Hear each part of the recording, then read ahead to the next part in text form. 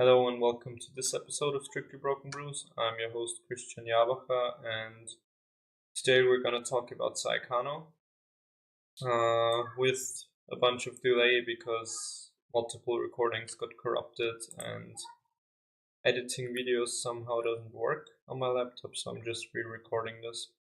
And basically I've built 3 decks. I've built the red-blue one and the red-green one, which I think are the strongest or the most meta relevant, and then I've also built the standby power deck because I've seen that around a lot and I actually think it's pretty bad, but I'll get into it when I talk about that deck. Yeah, and I'll talk about cards that I didn't build around and cards that I didn't use, like in between or during or after, whenever it comes up. So the first deck is red-blue.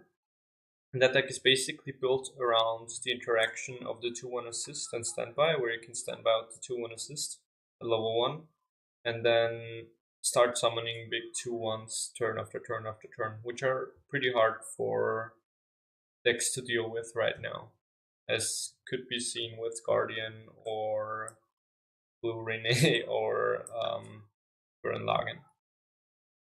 Okay, so level 0 lineup will be fairly familiar over these decks in terms of that you'll see 4 Runner, 3-4 Amagi, and between 2 to 4 Brainstorms in every deck. These are just good level 0s that have utility. Like, all of these decks play standby, and Amagi is like either the best card or the second best card in the set because of its interaction with standby. Just the way the card interacts, like you can bounce it, give power, summon something to that slot, and you can pay 1 to check 4. It's basically like a plussing combo, but you also mill targets into the waiting room for your standby trigger. And the mill runner is also it's a mill runner which mills targets into the waiting room, but it also has a very good secondary effect. That's pay 1, check 4. And even like you can even standby this out into the back row or whatever. Since it has the second effect. It also has like some cute tricks with, for example, the 0-0 Utaha, which that effect was first released in Gargantia, I think. But it's basically at the beginning of the opponent's draw phase, you can reveal top. If it's a 1 or higher, this bounces.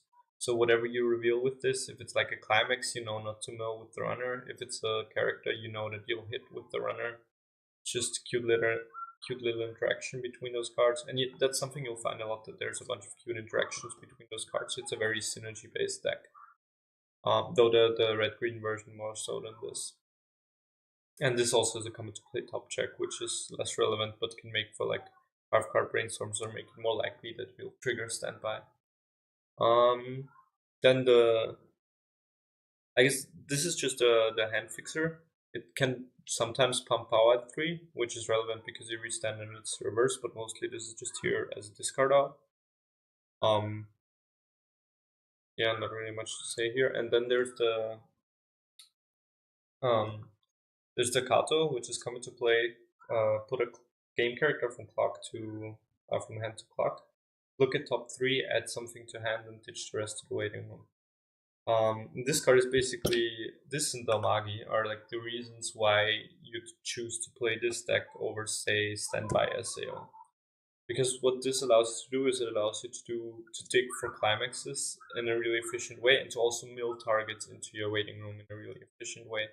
And so this deck is far more likely to like be able to play the standby at 0 to summon out a 1-1, and it'll also be able to standby out the 2-1 at level 1. Which is a problem that SAO deck more or less has, is that it has to decide whether it wants to standby out the 1-1 at 0 or the 2-2 at 1, because you can't really rely on drawing multiples of your standby climax or triggering one at an opportune moment. And this card fixes a lot of those consistency problems. It's a very powerful effect to have on, like, not even costed. Yeah, that's a level 0 lineup. Level 1 lineup is 4 of the 1-1 hand-on core. It's just a 1-1-7-5 hand-on core with a pretty negligible drawback. You play it because to have good standby target, to have like a decent level 1 presence. And the secondary level 1 card is the Coin Flip Buta. It gets 500 for everybody else, and then when it gets reversed, you can reveal top. And if it's level 2 or higher, put it into your hand. And this does have innate synergy with standby because you can run in and then summon something to bounce to hand, and you can summon something to the open slot if you trigger it. But that's less relevant and more cute. But the reason why I want the second slot at level 1 to be red instead of blue is because you really want to play the standby at 1 to summon out the 2-1 assist, because the earlier you have it out, the better the card really is. But if you like hit 0-6 or 0-5 and like clock and then play the Kato or something, then you can have to decide whether to level blue and play like just 1-1s and 0s, or whether you level red and play a standby. And now if your secondary level 1 card is also blue, like the other option for the slot is basically the 1045, and it gains 2k in the soul with resonance, by resonancing the level 3. So if you play this, if you play red, you still have the option to like play the standby and also to play like a 1-0. Whereas if you play blue, you only can field zeros. So that's why I'm running the red card instead of the blue one. Yeah, level 2 lineup. This is basically the core of the deck. 3 of the assist and 4 of the 2-1. You really want 3 of the assist because while it's likely that you have 1 in waiting room, even with 2, just the games where you don't get it into waiting room early are just so much worse that it's worth just running the 3 copies, even if you only ever field 1 of them anyways. Yeah, 4 copies of the 2-1 because you really need 4 copies of the 2-1 because that's like centerpiece of your game plan. Then you have 1 anti-change bomb. That's not absolutely necessary. Mostly here against early plays that you have struggled dealing with otherwise, like anything with Encore or Fuka or Zero or whatever. Flex out, you can use something else for that if you don't need this. Then you have an anti-change counter. It's paid to anti-change if you have 4 or more other characters, I think. I don't think you need full board. Is it 4 or more? Is it 5? It's 4 or more. Yeah, 4 or more. This is very useful because while it's not an anti-change sack counter, you have a pretty big field usually, like 2-1, 1-1, something else, or maybe multiple 2-1s. Like the goal would be to have multiple 2-1s. And then your opponent has a really hard time dealing with your field because if they try to get over it with early plays, you can just anti-change them, and the other cards don't get big enough. And even early plays can often not get big enough if you have like 2 of these out. Because if you have 2 of these out, they're like 11-5, which is not easy for early plays to get over usually.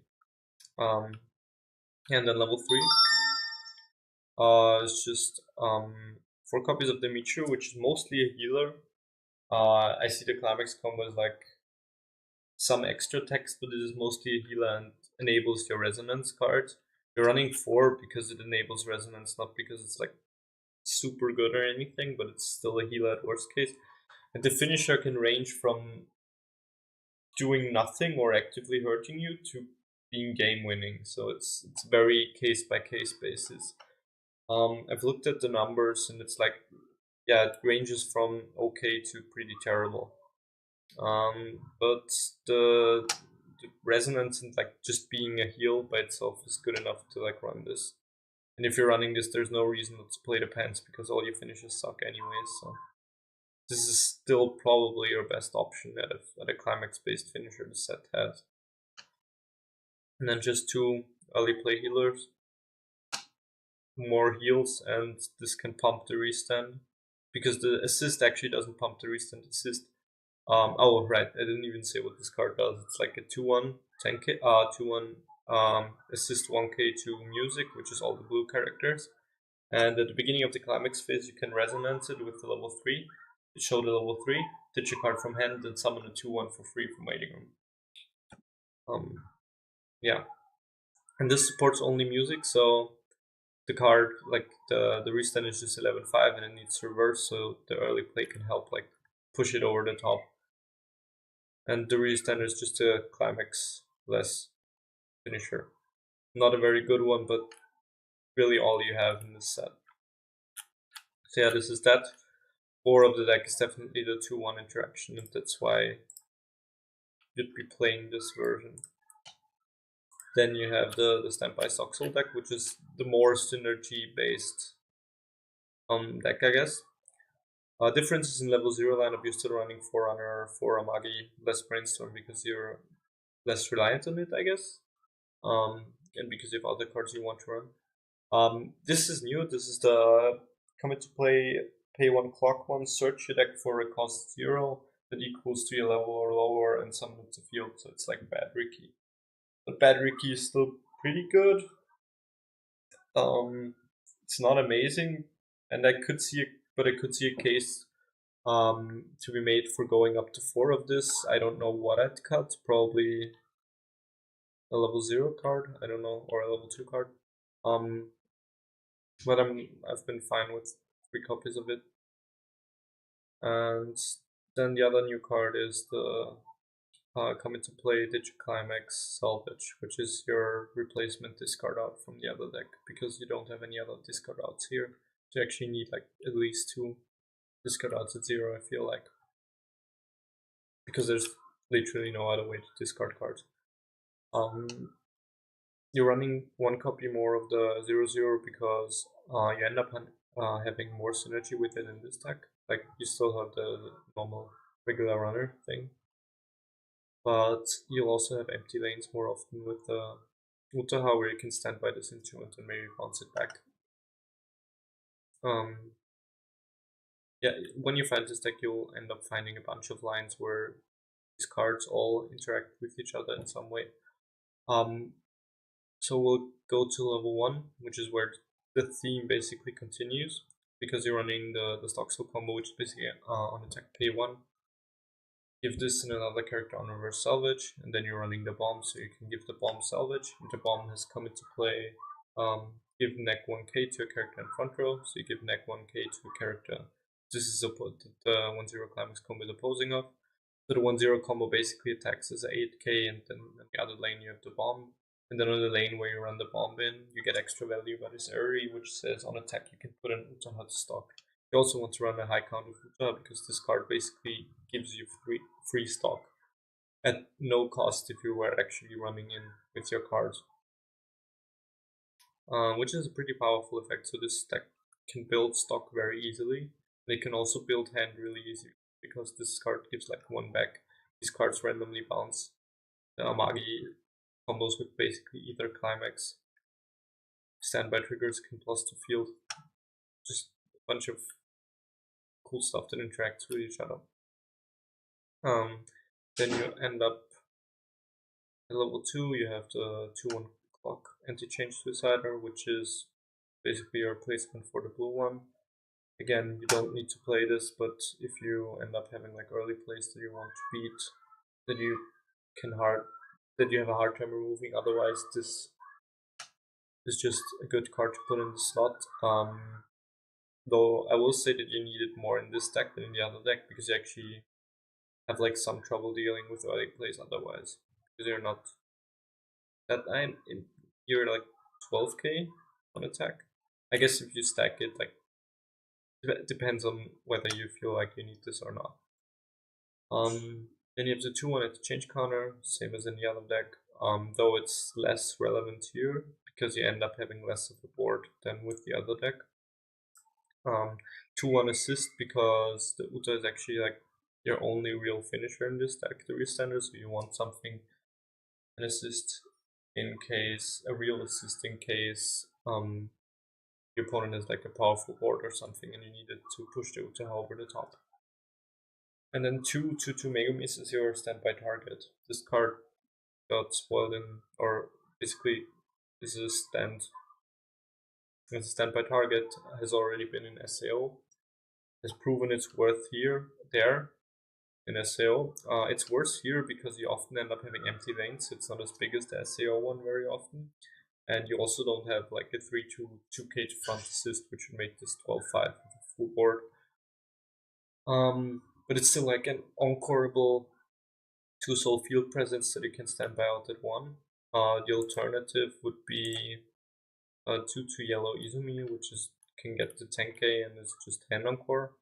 Running either one is really fine, and you don't need to fork out the 1k yen or whatever it costs when you watch this video for this over the common Izumi. I don't think there's much of a difference really, because you have enough hand with this deck anyways. Whether you pay 1 stock or discard a card from hand is not that relevant. Yeah, and then the level 3. You're running 4 early play heals instead of 2. First of all, because it's your only heal. And second of all, this is very much a level 2 play in this deck more so than in the other deck. Like the other deck plays the 2-1s at 2, and the early play is more like for level 3, whereas in this deck the early play is actually like one of your main level 2 plays. Because this deck builds a lot of resources, it builds a lot of stock, it builds a lot of hand, but ultimately that doesn't go anywhere. You don't have like some top end to make use of your resources. So what you instead do is like play healer's turn after turn, try to like delay the game and then like close the game out with restanders. Restander is actually pretty interesting in this deck because the cost for restanding is pay 2, ditch 1, sack 1. So what you can do is just, if you have the restander on field, the ones your area and the random card, you can run in with the random card, then you can use the restander, restand, sack the random card, and then you can run in with the area, put the restander to stock, and then you have an empty board despite restanding, and you only really needed to crash with a 5k on one day. So that's not that hard to do. You can do this against most boards and you have an empty board, which is pretty cool. And then I'm running one of the 3-2 Kato as a standby target. Again, level 3 standby target for value. It's not amazing that I'd want to run more, but it's been good enough that I don't feel like cutting it completely. Like, I don't think there's a card that's better that would be worth putting in the slot. So if you have an SP, you can play one of them, feel good about it. Because the climax combo itself kind of sucks. Yeah, that's this deck, more or less. It's basically just a compression deck where you have a lot of stock, a lot of hand, but you don't have a top end. Which could be a recurring theme for this set, because the top end is really the biggest problem. Like, level 0 lineup is very good. You really have a good level 0 lineup. But then it just falls off steeply. Like, the blue deck has a good level 2 line, but your level 1 line is still kind of sucky, and your level 3 line is still kind of sucky. But all the other decks, all your good cards are concentrated at level 0. Which can be a good base for a second set, but is obviously not the best thing right now, where you only have the first set. Then standby bar.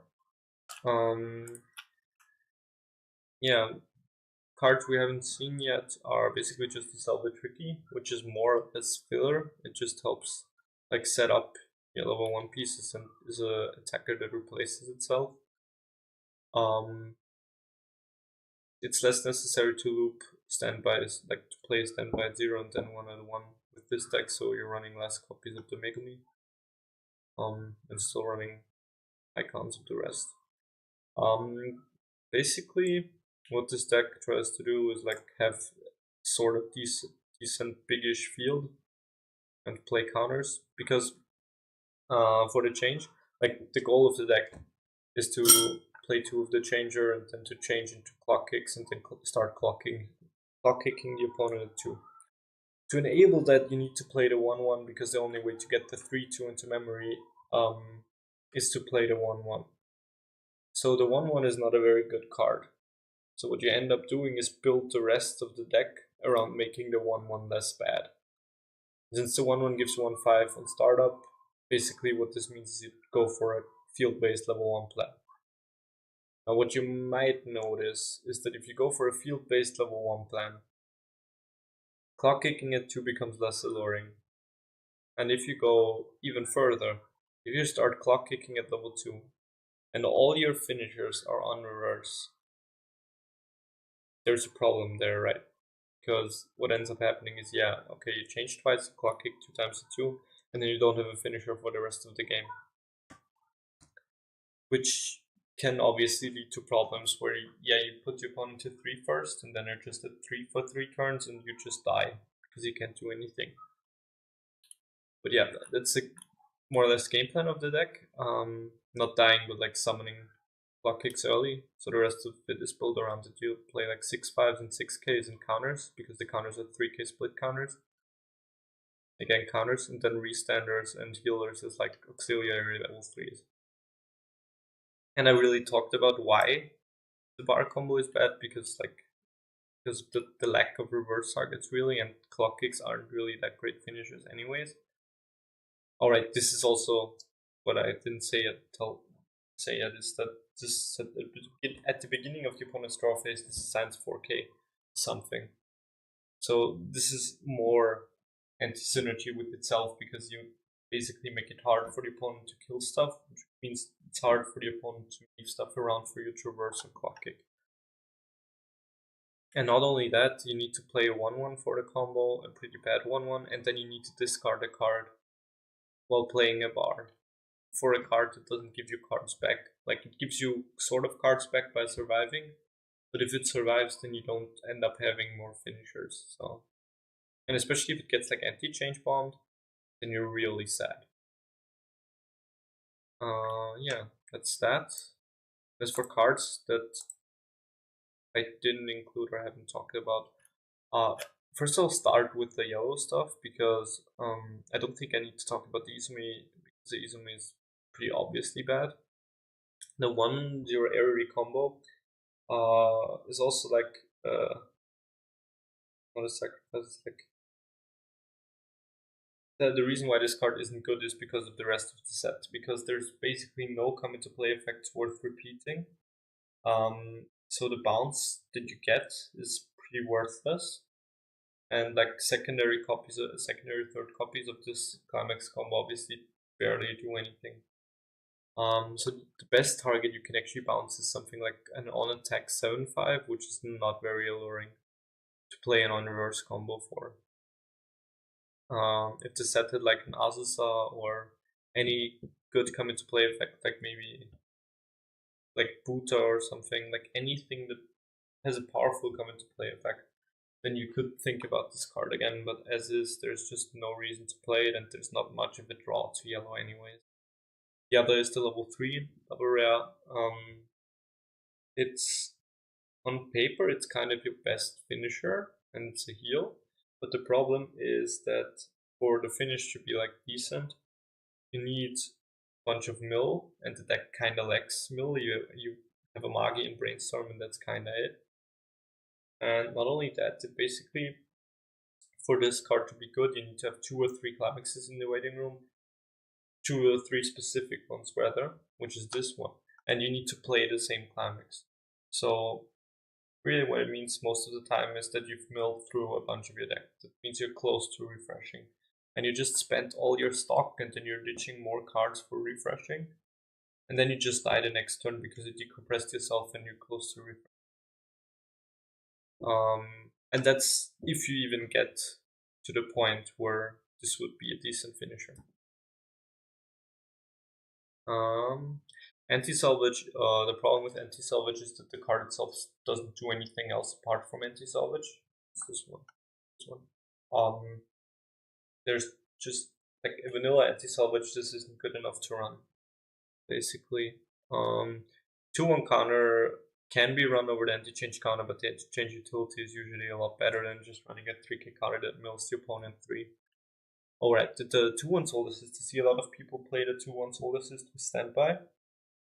But ultimately what this does is like, just doesn't make your standby good, it just tries to mitigate the drawback of standby.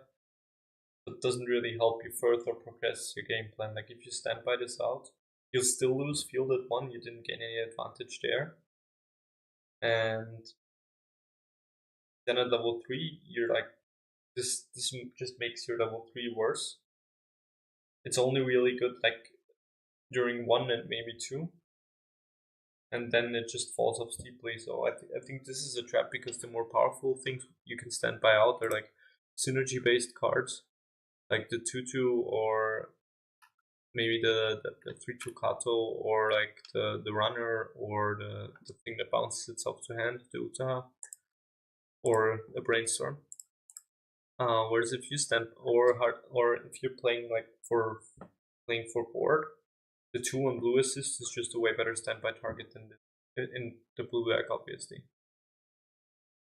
So I think this is a trap, because people see this and they are like, oh wow, I can mitigate the drawback of standby, but ultimately it doesn't further your game plan, and it's the same problem in Kemono, why you're not running this whole support. Yeah, and the Tuizumi, yeah, I've talked about that. That's some valid difference. The 0/0 Eri is probably the card that reads itself the best, that has performed the worst in practice. It has the on attack, if you only have one less other, you can roll the top card if it's a level 0 summon into field. And on reverse, when it gets reveal top card of deck, if it's level 1 or lower, send this to stock. And the reason why this is ultimately bad is, first of all, the first effect very rarely actually is useful or gets played, because you often end up fielding more characters because you have like the runner, or you have the bounce back, or you're playing standby and you're playing standby and standby something out, or you're using the 0/0 clock to like look for the standby and then play the standby. So you very often have more cards on the field than you'd have to have on the field for this effect, for the first effect to be active. And for the second effect, yeah, extra stock is nice, but extra stock is worse than an extra card in hand. So ultimately, this just ends up being better than the Eri. So you'd rather max out on this first before running any copies of this, and I'm not maxed out on this on any list. So I can imagine myself like maxing it out at a later date because it's a really good card. Yeah, so basically don't run any of these before you're running 4 of the Utaha. Oh yeah, this is basically the last important card, I think. Let me check the rest first.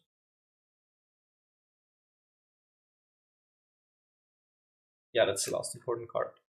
This is the only thing I didn't really test yet, which is the Kato combo, which is on attack with the stock soul, check top 4, pick a game character, and the opponent can't play events until his next turn, which is a pretty powerful effect, especially because it's like on a level 0. So, well, actually not especially. Rather, the reason why I haven't really played a lot with this is because it's level 0. Because you have less time to actually assemble all your pieces. Like you want multiples of this and you want the climax. The Riki obviously helps for this. Like the Riki is like a 4 of in this deck that plays this combo. And basically just functions as a rush deck.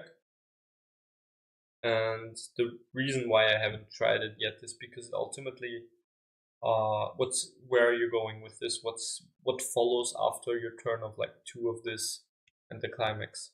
Because yeah, you get in an early rush, but what does the deck do after that? Is the big problem.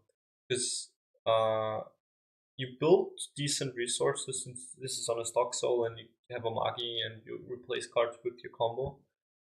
So you have a decent rush, but you don't have anything to like do after the rush. Like your level 1 options suck, your level 2 options basically suck, and your level 3 options suck. So concentrating even more of your good cards at level 0, like your climax combo is now also at 0, and 0 is where you actually like would have good cards anyways.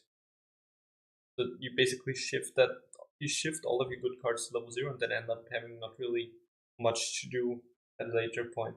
But I think this is a card that definitely has potential and also has potential with second set. So if you find yourself brewing with this, that's another way to take the set that I haven't really tested out yet properly. Whereas I've tried basically everything else, and everything else sucks except for red, green, and red, blue. Yeah, that's been me on Saekano. and I'll do Got Choose on next, as you might see. I'll try to upload both at the same time, so you can watch that as well once you have time or are interested or whatever. And see you around. Wow.